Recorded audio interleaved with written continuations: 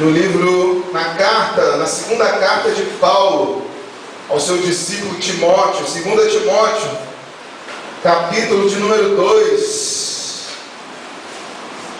2 Timóteo, versículo 2. Enquanto você procura, meu irmão, você vai procurando e dizendo assim: Senhor, Senhor, eu creio que a tua palavra tem poder,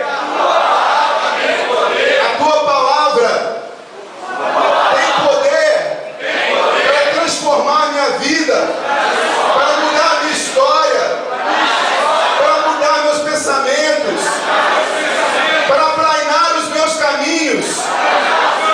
Por isso, Senhor, tira todo impedimento da minha mente nesta hora, para receber, para entender, para guardar e para praticar a sua palavra, em nome de Jesus. Amém. Você pode glorificar o nome do Senhor, querido? A palavra do Senhor tem poder e ela vai fazer aquilo para o qual ela foi designada esta noite. Eu creio nisso em nome de Jesus, porque não é a palavra de homem nenhum, nem de sábio, nem de pensador, mas é a palavra do Deus vivo, que nos alcançou um dia e que até a volta de Jesus Cristo ainda vai resgatar muitas vidas, em nome de Jesus. Amém? Vamos ler, queridos, 2 Timóteo capítulo 2, a partir do versículo 19. A partir do 19, 2 Timóteo 2, a partir do 19 até o 21, diz assim: entretanto, o firme fundamento de Deus permanece tendo este selo: o Senhor conhece os que lhe pertencem. Fale assim para quem está do seu lado: você tem o selo do fabricante. Aleluia! Glória! O Senhor conhece os que lhe pertencem. Glória a Deus. Aparte-se da injustiça todo aquele que professa o nome do Senhor. Ora, numa grande casa não há somente utensílios de ouro e de prata, há também de madeira e de barro, alguns para honra, outros para desonra. Assim, pois, se alguém a si mesmo se purificar destes erros, será utensílio para a honra, santificado e útil ao seu possuidor. Repita comigo: útil ao seu possuidor. Você tem utilidade para Deus, querido. Você tem utilidade para Deus. Eu? Você tem utilidade. A palavra que está dizendo, não sou eu. Estando preparado para toda boa obra. É a intenção de Deus nos preparar, queridos. E todos nós que estamos aqui estamos sendo preparados para essa grande obra que Deus tem para realizar nas nossas mãos neste lugar. Vamos para mais um texto antes de nós entrarmos na reflexão propriamente dita da palavra. Abra tua Bíblia em Efésios, capítulo de número 2. Carta de Paulo aos Efésios, capítulo de número 2, apenas o versículo 10. Efésios 2, versículo de número 10. Diz assim: pois somos feitura dele, criados em Cristo Jesus para as boas obras, as quais Deus de antemão preparou para que andássemos nelas. Os dois textos que nós lemos, querido, falam que nós fomos como que forjados pela mão de Deus. Todos os irmãos conhecem o relato do Gênesis, em que o autor relata como Deus nos formou do pó da terra e nos moldou. Nós também lembramos, quem estava aqui na quarta-feira no culto de oração, isso foi dito com muita propriedade através da palavra ministrada pela irmã Dorcas, como Deus trabalha as nossas vidas na casa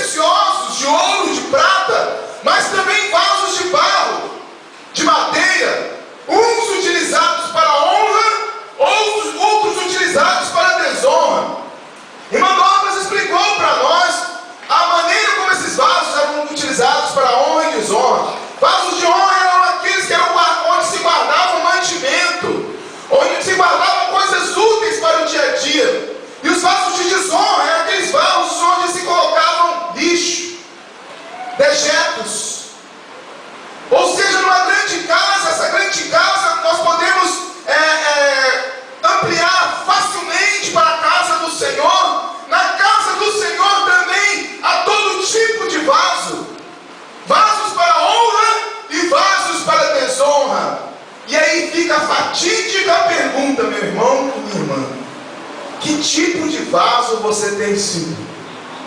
Vaso para honra ou vaso para desonra? Não é se esse o tema da mensagem, porque o Dr. já explicou muito bem sobre isso. Eu não quero falar mais sobre isso.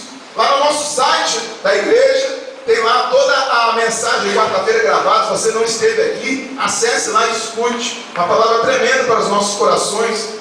Mas eu quero, querido, instigar você para que você pense e reflita nisso. Que tipo de vaso você tem sido na casa do Senhor, na presença dele, incluindo o chamado que foi mencionado aqui, o chamado de Deus na sua vida.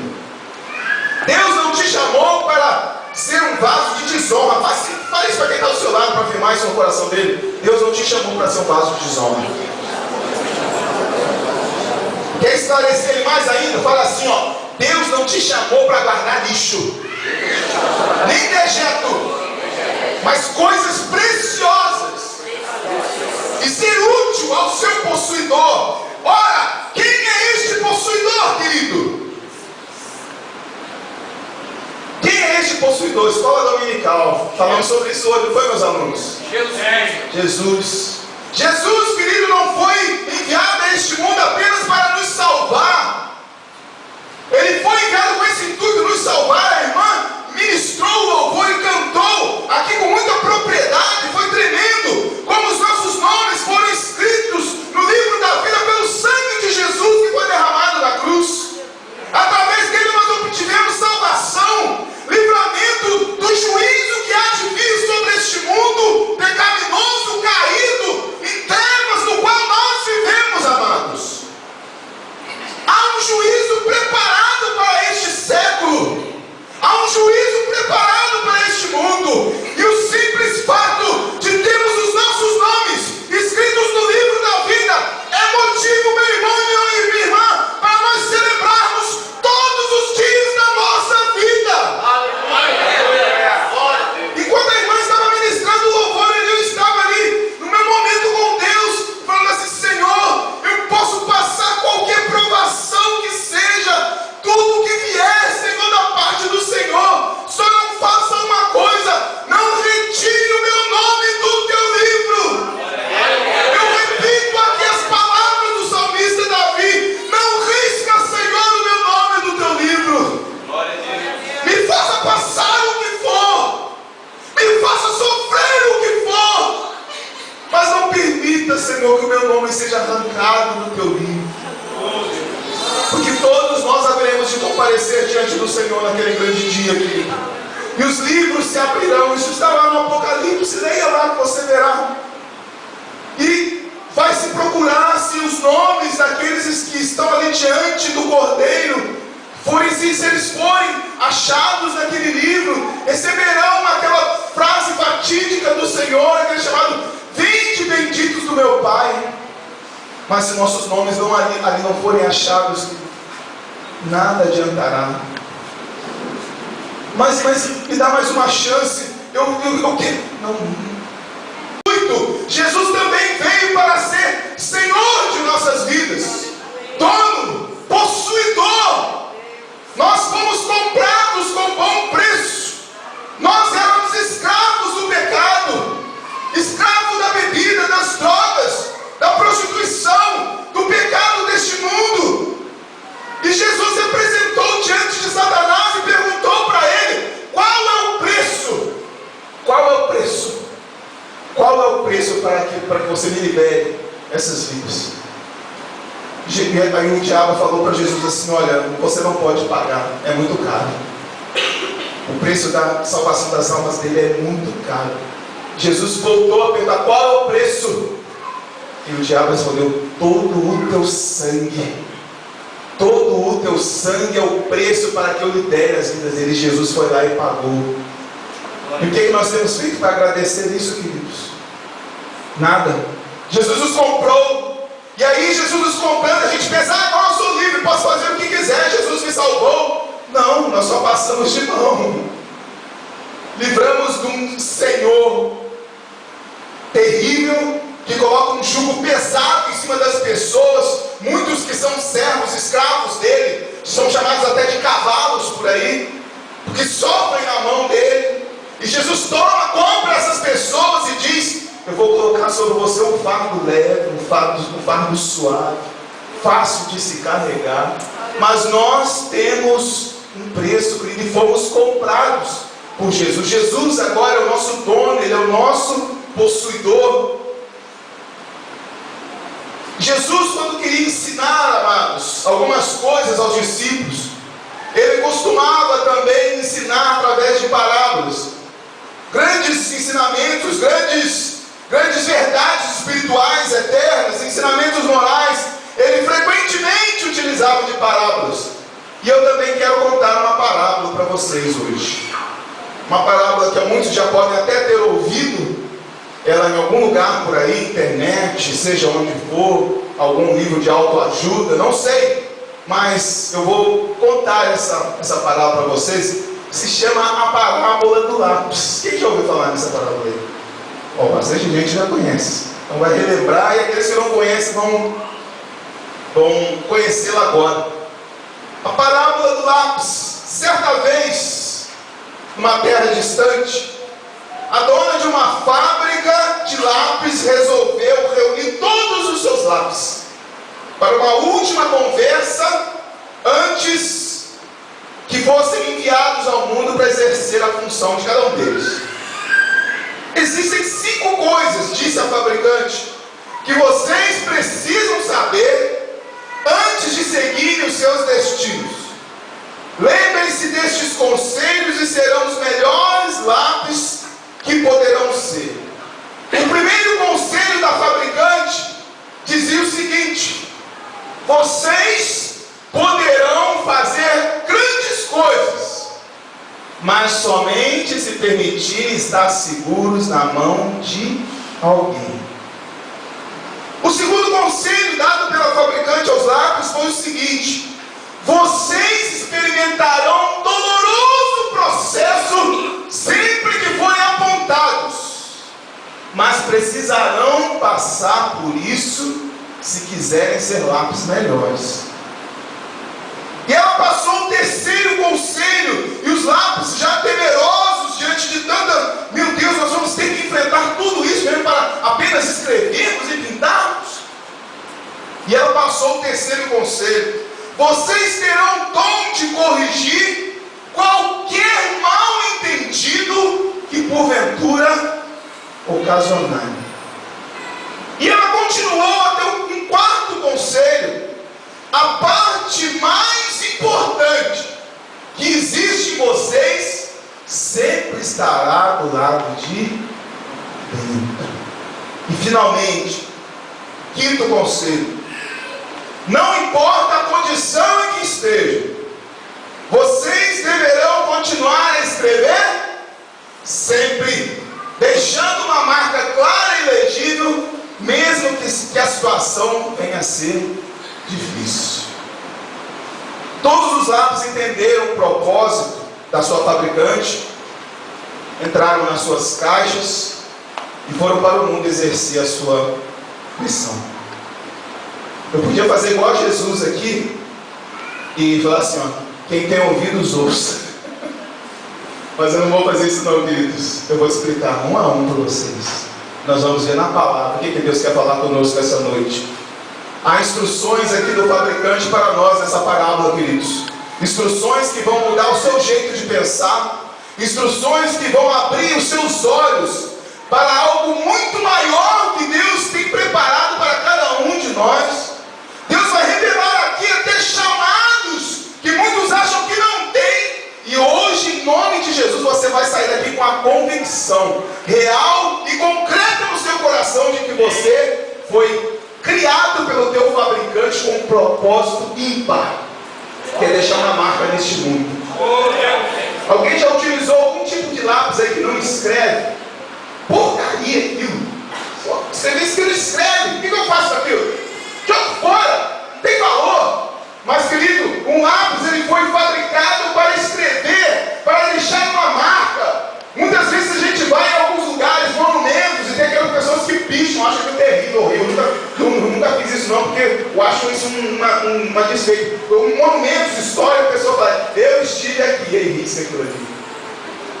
Pichou um momento público, mas o cara deixou a marca dele lá, a marca está lá. Nós também, queridos, fomos criados, fomos fabricados, fomos manufaturados pelo Senhor Jesus para deixarmos uma marca. Pergunta para quem está do seu lado assim, qual é a marca que você tem deixado? Que marca, que tipo de marca você tem deixado neste mundo? Que tipo de marca? Vamos lá, eu queria falar sobre o primeiro conselho que a fabricante deu aos seus lápis. Que vocês poderão fazer grandes coisas, mas somente se permitirem estar seguros na mão de alguém. Isso fala para a gente de quê? Mentoria e discipulado. Essas duas palavras podem parecer estranhas para você, querido. Essas duas palavras podem parecer novas para você. Eu acho que eu nunca ouvi falar nisso.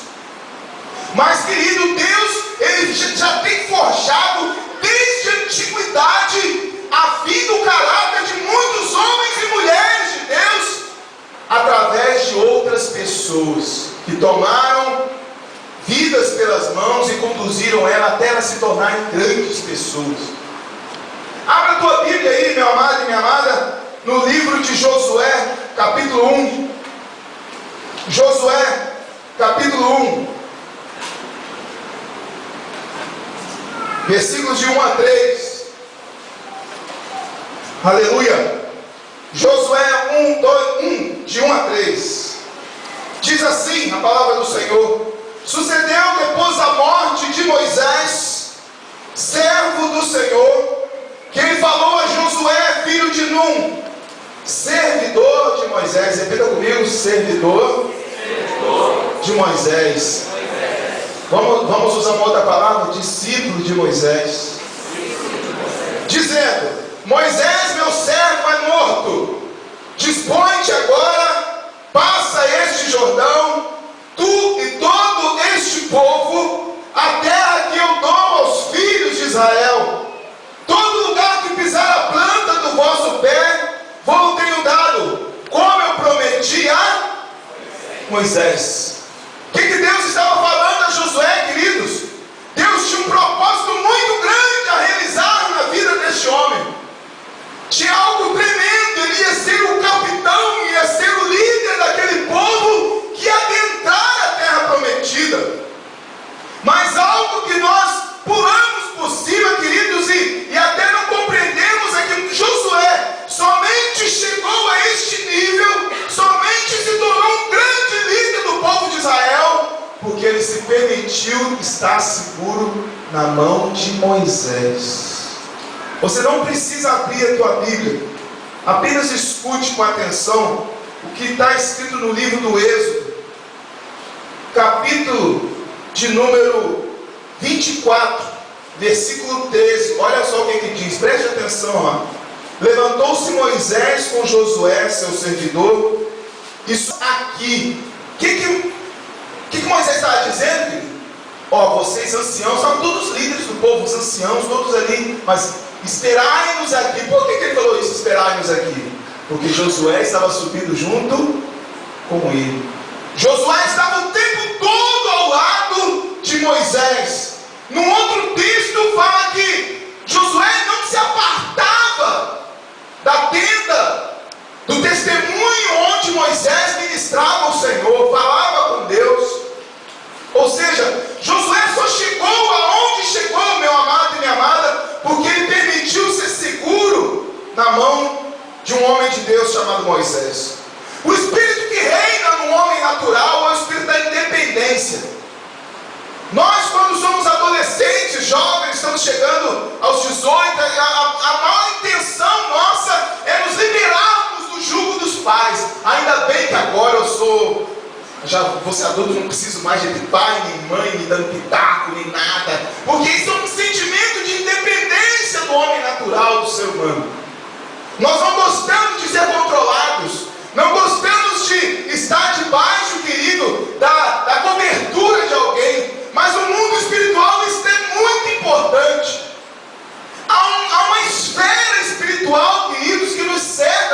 lugar. Você pode estar pensando que você saiu da sua casa hoje, tranquilamente, e chegou aqui, achou um lugar bem confortável, sentou nessa igreja, louvou até agora o Senhor, está começando a ouvir a palavra. Mas, querido, uma coisa que nós não temos o discernimento é que há um mundo espiritual em batalha ao nosso redor, pelejando, que pelejou até este momento, para que você não estivesse aqui. Você sabia disso? Desde que você colocou no teu coração que você hoje estaria na casa do Senhor, batalhas no mundo espiritual foram travadas, querido. E até neste exato momento, batalhas estão sendo travadas até no campo da mente, para que a palavra que o Senhor está te entregando essa noite, ela não ache solo fértil e aí não produza. Quando nós não temos esse discernimento, queridos, nós perdemos o caminho da bênção do Senhor e não entramos no campo da dependência de Deus. O homem espiritual é aquele que depende de Deus em todas as coisas. Nós, queridos, temos saúde, nós estamos aqui de pé porque nós dependemos do Senhor. Nós estamos firmes na presença do Senhor, não por causa da nossa santidade, por causa da nossa capacidade intelectual, do nosso conhecimento bíblico, mas porque dependemos do Senhor. E nesta dependência, nós somos sustentados dia a dia. Temos um sistema de autoproteção, queridos, que nos impede de vermos falhas. Quer ver uma coisa interessante?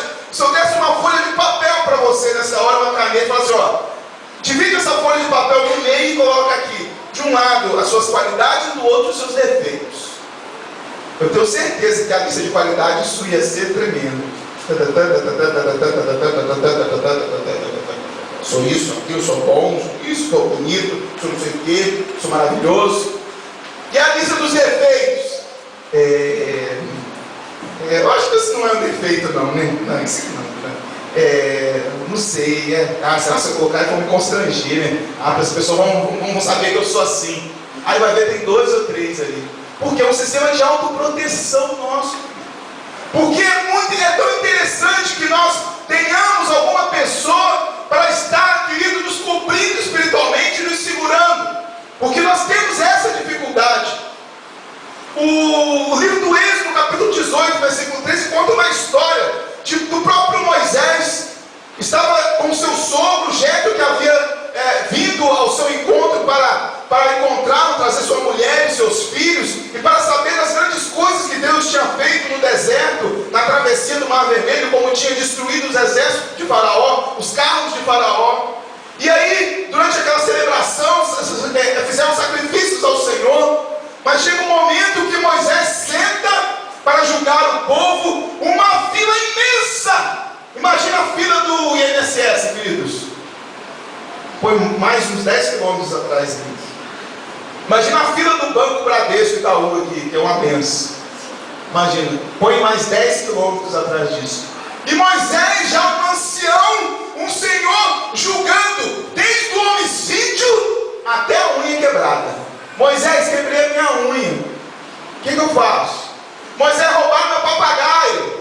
Moisés, quebrou a minha geladeira. Moisés foi e matou fulano. Era do palito de dente a bomba toda. Quando Jetro viu aquilo, falou assim: rapaz, você está ficando maluco. Você vai morrer desse jeito. Olha, eu vou te dar um conselho. Escolhe homens capazes, fiéis, idôneos, cheios do Espírito do Senhor, de graça e sabedoria, e coloca eles sobre esses negócios. Capitães de 50, de 100, de 1000, e eles resolvam as coisas pequenas, e só tragam a você as grandes. Aí Moisés, caramba, como eu não percebi isso antes? Um homem de Deus que falava tete a tete com Deus, assim, ó, e não tinha percebido isso. Foi necessário o que, queridos? Que uma pessoa de fora viesse e o aconselhasse, e aí ele abrisse os olhos para algo que ia matá-lo. Queridos, alguns de nós podemos estar andando até em caminhos de morte. Nossa, é muito sério, é muito grave isso que você está falando, mas é real, querido. Podemos estar andando até em caminhos de morte. Deus há de enviar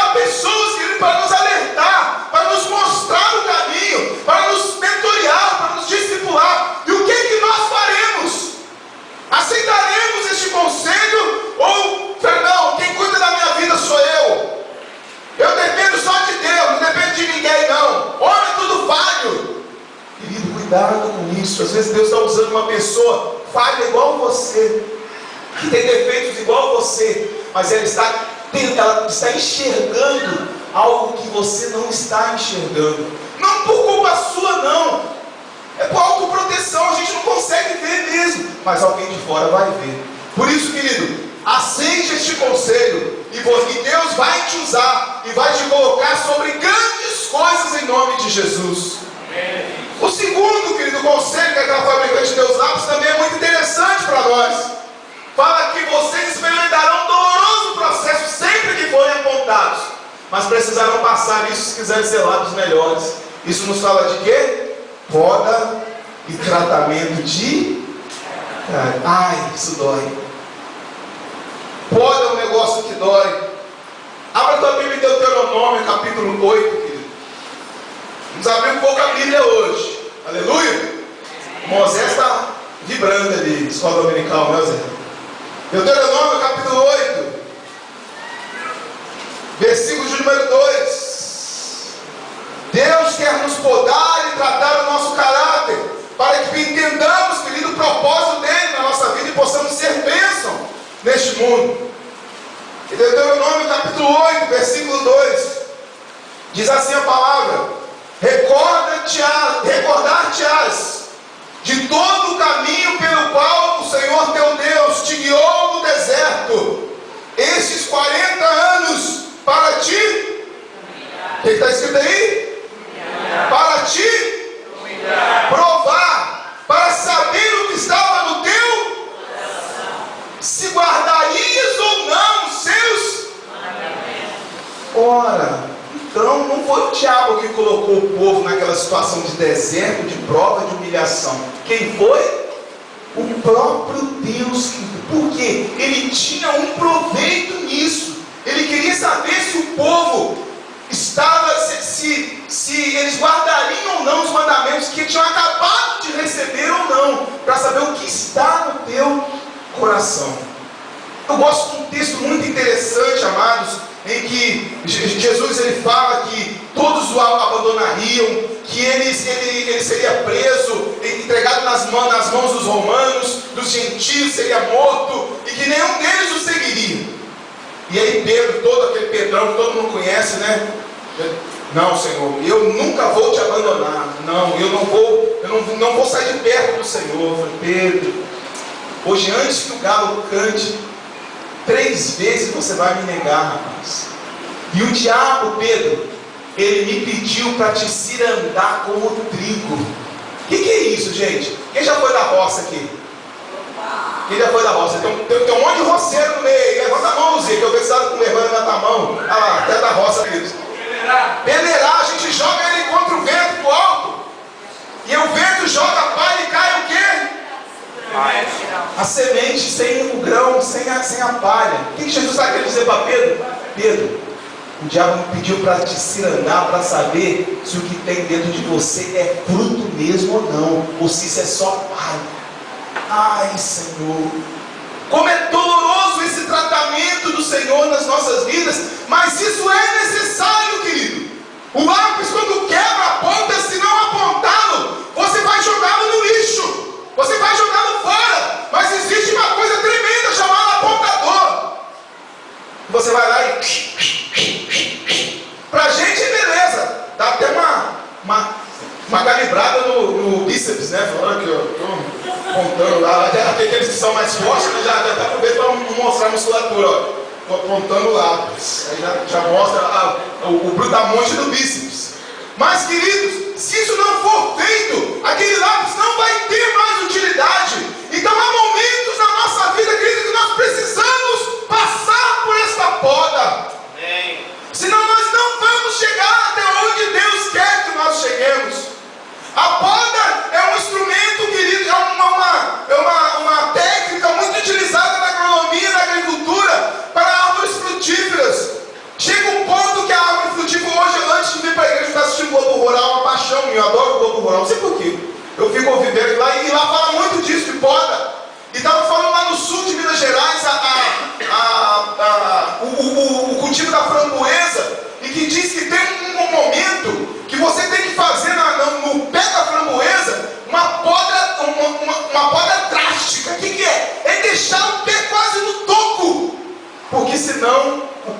vai dar mais fruta, nunca mais. Nunca mais. Que coisa, Senhor. Meu Deus, coisa tremenda. Então, queridos, a videira, quando é podada, ela chora 7 dias. Quem já viu uma videira, você podar eliminando aquela seiva assim? Chora, ela mina aquilo. A poda até dói. Fala para o seu irmão assim, a poda dói. Mas depois, querido, você vai dar muito fruto. Depois a planta vai crescer muito mais forte. Você vai ter aprendido coisas tremendas através daquela situação que você passou. Seja uma provação, seja um deserto, seja uma dificuldade financeira, seja uma enfermidade, seja uma luta na família, seja um problema no trabalho, seja um problema até no seu ministério, na igreja. Mas, querido, depois daquela situação, você vai crescer muito. Se você suportar a poda do Senhor, querido, você vai crescer muito. Imagine se Deus, para nos tratasse conosco como Ele tratou o profeta Ezequiel. Você sabe o que Deus fez com o profeta Ezequiel? Para ensinar uma lição para o povo, para a cidade de Jerusalém. Deus falou assim para Ezequiel: olha, eu vou tirar a menina dos teus olhos. Quando eu vi aquilo, eu fiquei: Senhor, meu Deus, eu vou tirar aquilo que te dá mais prazer, para dar uma lição no meu povo de Israel. Você sabe o que Deus fez? Tirou o docinho de coco de Ezequiel, que era a esposa dele. Meu Deus, que Deus é esse, anjo? Que Deus é esse? Mas Deus, queridos, Ele trabalha nas nossas vidas de uma forma tremenda. O que aconteceu depois foi a prova de que o Senhor estava certo. E Ele continua trabalhando nas nossas vidas dia após dia, nos tratando, nos podando, porque a poda dói, mas o resultado vale a pena. Romanos, capítulo 5, dos versículos 3 a 5, abra aí para você ver uma coisa interessante que Deus nos fala, que a tribulação e o sofrimento nos traz, querido, no seu final, na sua conclusão. Romanos, capítulo 5, versículos de 3 a 5, diz assim: e não somente isto, mas também nos gloriamos nas próprias, sabendo que a tribulação produz o quê? Perseverança. E a perseverança e a experiência. Ora, a esperança não confunde, porque o amor de Deus é derramado em nosso coração pelo Espírito Santo que nos foi outorgado. No final, querido, a tribulação vai produzir em você uma fé inabalável no Senhor. Fala isso para quem está do seu lado. Profetize isso na vida do seu irmão. Olha, a tribulação que você está passando vai produzir em você uma fé inabalável. Fale isso para quem está do seu lado. Fortaleça teu irmão aí na fé, querido. A situação que você está passando vai ser revertida numa fé inabalável, que não vai ser balançado por qualquer vento, por qualquer ondinha, por qualquer coisinha, mas algo vai produzir um fruto tremendo. Glória a Deus. Terceiro, querido, vamos dar uma corrida aqui, né, pastor? Em nome de Jesus, né?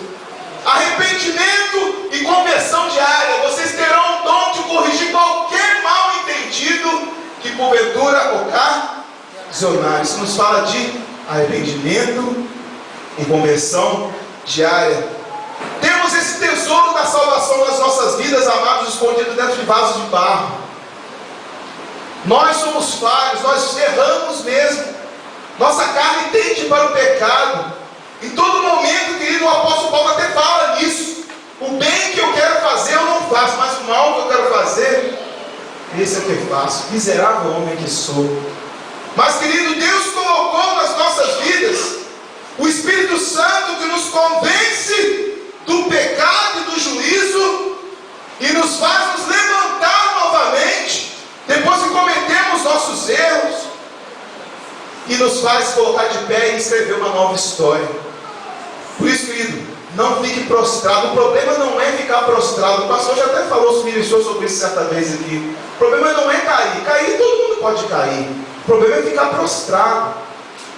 Se você caiu, se levante. Você tem um Deus Todo-Poderoso, que tem um braço forte, mais forte do que o Hulk, querido, para te levantar e te tirar da situação que você está. Cair, você até pode cair, mas não fique caído não. Se levante, Deus é contigo, em nome de Jesus. O quarto conselho que a fabricante dá aos seus lápis: a parte mais importante que existe em você sempre estará do lado de dentro. Ou seja, o espírito é mais importante do que a carne. Lucas 12, 60 a 21 diz assim: Jesus conta uma parábola de um homem muito rico. Ele ajuntou seus tesouros, construiu celeiros, guardou-se, encheu de riqueza e falou: olha, eu já tenho bens para gozar toda a minha vida, eu não preciso mais de nada. O que Jesus fala para ele? Louco, esta noite vão pedir a tua alma. O que você tem para dar em troca? Nada. Querido, o exterior não é mais importante do que o interior. O espiritual é que é o mais importante. Nós não devemos nos preocupar, querido, com as coisas deste mundo: comida, roupas, vestido, vestuário. Deus sabe que você precisa delas. Mateus 6,25, Jesus nos orienta isso. Os gentios se preocupam com essas coisas, mas vocês, queridos, são a menina dos olhos de Deus. Nós estamos andando debaixo da presença do Deus, que é o dono de todas as coisas, e Ele não vai permitir em momento algum que nos falte, querido, o pão nosso de cada dia, que nos falte a vestimenta, que nos falte o teto para cobrir as nossas cabeças. Ele proverá tudo aquilo que nos é necessário, amado. Se preocupe primeiro com o teu espírito, porque a carne vai ficar aqui.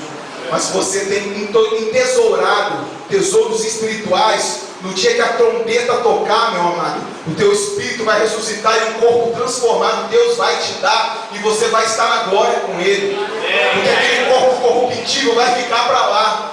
Aquele corpo que tanto se preocupava com roupa, com comida, com prazeres, com isso, com aquilo, e deixava as coisas do reino de Deus de lado, vai ficar lá.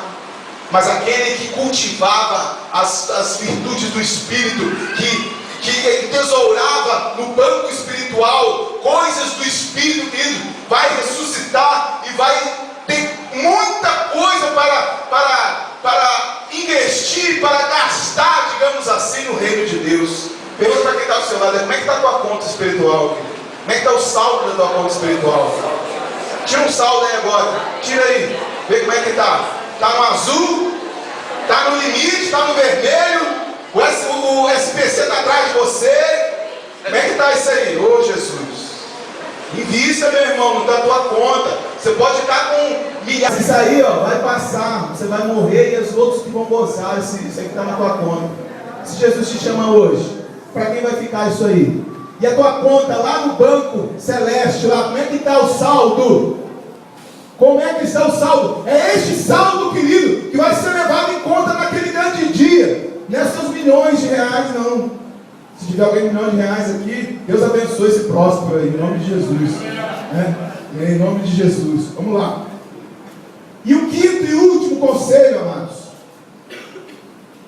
não importa a condição que estejam, vocês deverão continuar a escrever sempre, deixando uma marca clara e legível, mesmo que a situação seja difícil. Isso nos fala de quê? Perseverança, fé e resiliência. Aquela característica de não desistir jamais. Fala assim: eu sou de Cristo, eu não desisto nunca. Tem muita gente que fala que eu sou brasileiro e não desisto nunca, mas eu quero melhorar essa frase aí. Eu sou de Cristo e eu não desisto nunca, porque eu tenho respaldo, querido, para falar isso. Porque eu tenho um Deus que é todo poderoso, que pode todas as coisas, que não é impossíveis para Ele. Para terminar, vamos abrir um texto, querido, que fala sobre isso. 1 Tessalonicenses, capítulo 1. Primeira carta de Paulo aos Tessalonicenses, capítulo 1.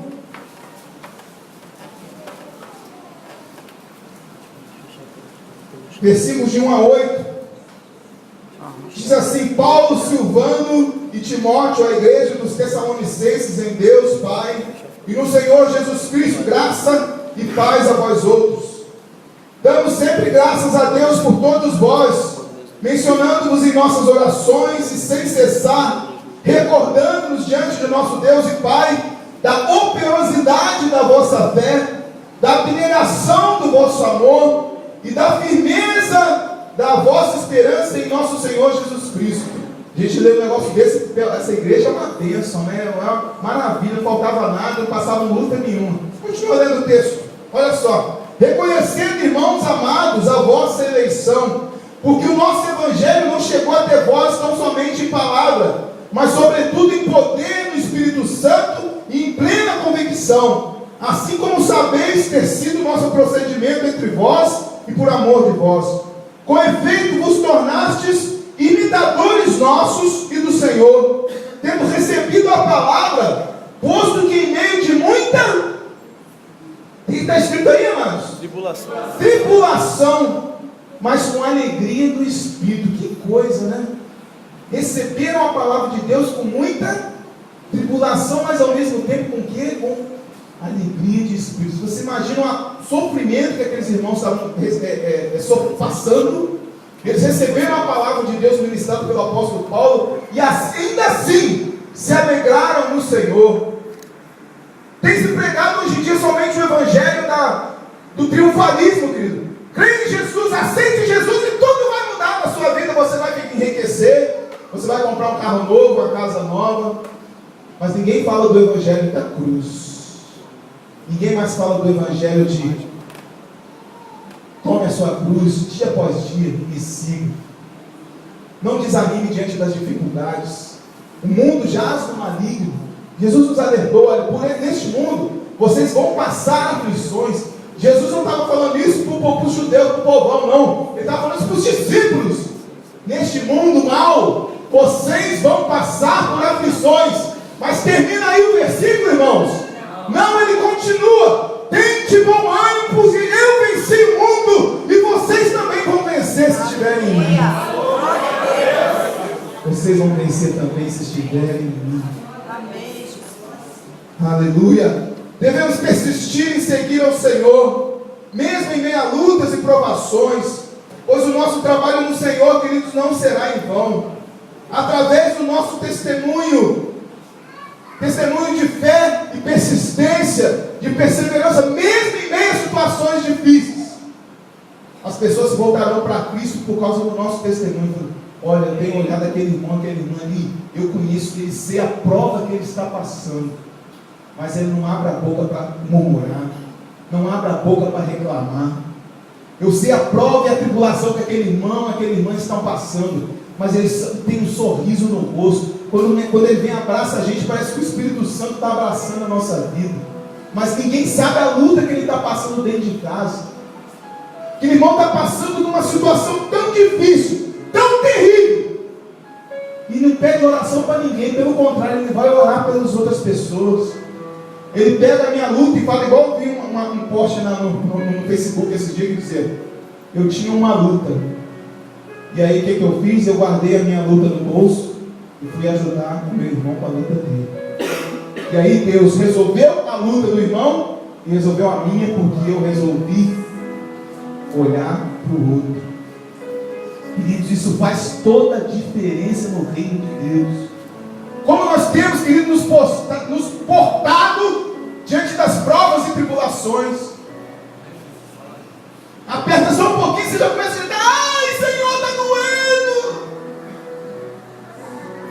Ou você diz assim como os discípulos disseram logo após o Pentecostes: Senhor, obrigado, porque o Senhor nos fez dignos de passar as mesmas afrontas que o Senhor passou. Será que a igreja de hoje está preparada para isso? Preparada para passar sofrimentos como a igreja do passado passou? Perseguida, não tinha liberdade para cultuar ao Senhor, era maldita, condenada por todos. Será que a igreja deste século, querida, preocupada só com as coisas deste mundo, está pronta para sofrer as marcas de Cristo, as dores de Cristo? Fique de pé em nome de Jesus. Nós queremos orar por você.